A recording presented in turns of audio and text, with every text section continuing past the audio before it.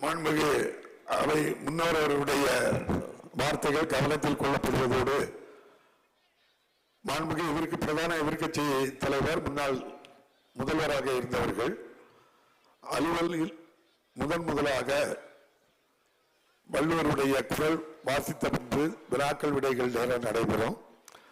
அந்த நேரம் முடிந்ததும் சீராவரியிலே பேசலாம். அது மட்டுமல்ல, அவர்கள் மட்டுமல்ல, இங்கு எல்லா மாமன்ற உறுப்பினர்கள் எல்லா கட்சியை சேர்ந்தவர்களும் கள்ளக்குறிச்சி அந்த சம்பவம் குறித்து எல்லோருமே கவன ஈர்ப்பு தீர்மானம் விதி 55 கீழ் தந்திருக்கின்றார்கள்.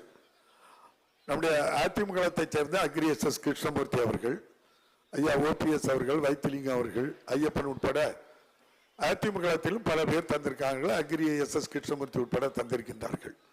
அவர்களுக்கு இந்த கவன ஈர்ப்பு தீர்மானத்தில் பேசுவதற்கு அனுமதி மறுக்கப்படவில்லை. மறுக்காத பட்சத்தில் இந்த அவையை குந்தகம் ஏற்படுத்த வேண்டும் என்ற நோக்கத்தோடு தான் அவர்கள் அவர்களுக்கு எந்த பிரச்சனையும் இங்க இவ்வளவு விவகாரமும் பண்ண வேண்டிய அவசியம் இல்லை. ஒரு ஏற்கனவே முதல்வராக இருந்தவர்கள்.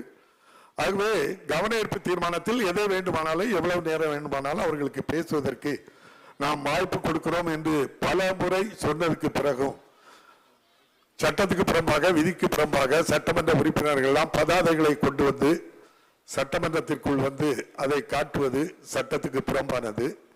முதல் நாள் அன்று இப்படிப்பட்ட அனுமதி இல்லாமல் இவ்வாறு அவர்கள் செயல்படுவது நம்முடைய அவை முன்னவர் சொன்னது போன்று மிக மிக வருத்தத்தக்கக்கூடிய ஒரு விஷயம்.